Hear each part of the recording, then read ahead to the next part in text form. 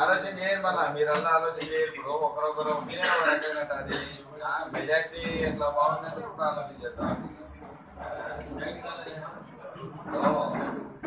ఒక ఊర్లో అయితే రెండు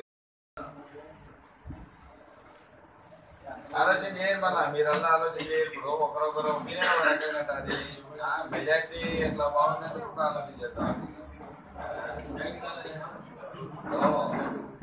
ఒక ఊర్లో అయితే రెండు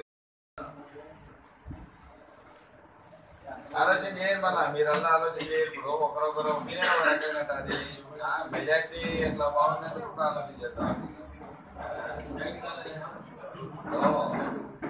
ఒక ఊర్లో అయితే రెండు